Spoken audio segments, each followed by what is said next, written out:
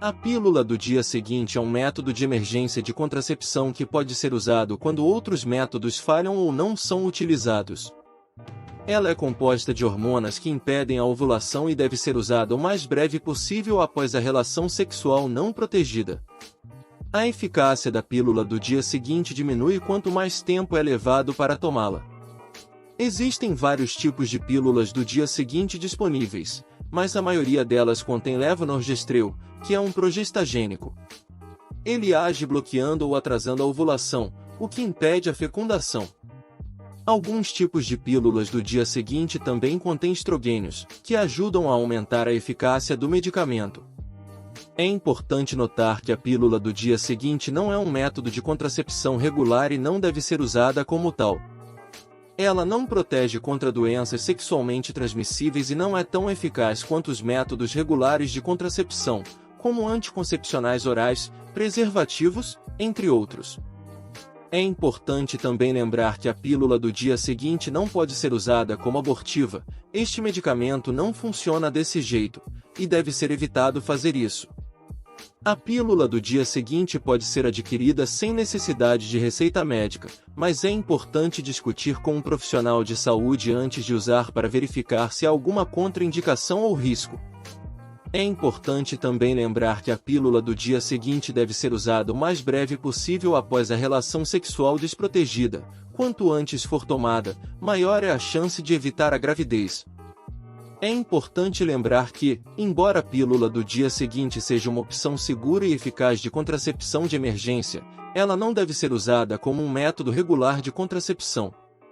Além disso, é importante considerar outras opções de contracepção de longo prazo, como os anticoncepcionais hormonais ou os dispositivos intrauterinos, para garantir uma proteção consistente e confiável contra a gravidez. É importante também lembrar que a pílula do dia seguinte não é a única opção de contracepção de emergência. Outras também existem, como o dispositivo intrauterino, DIU, de cobre, por exemplo. Estas outras opções podem ser discutidas com um profissional de saúde para determinar qual é a melhor para cada indivíduo.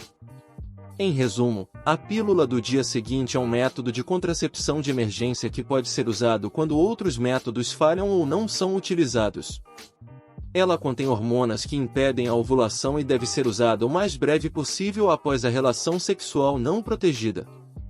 Embora seja uma opção segura e eficaz, é importante lembrar que ela não deve ser usada como um método regular de contracepção e não protege contra doenças sexualmente transmissíveis.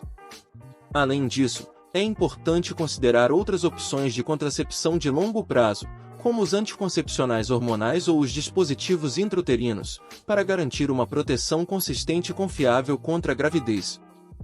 É importante discutir com um profissional de saúde antes de usar a pílula do dia seguinte para verificar se há alguma contraindicação ou risco, e avaliar quais são as melhores opções para cada indivíduo.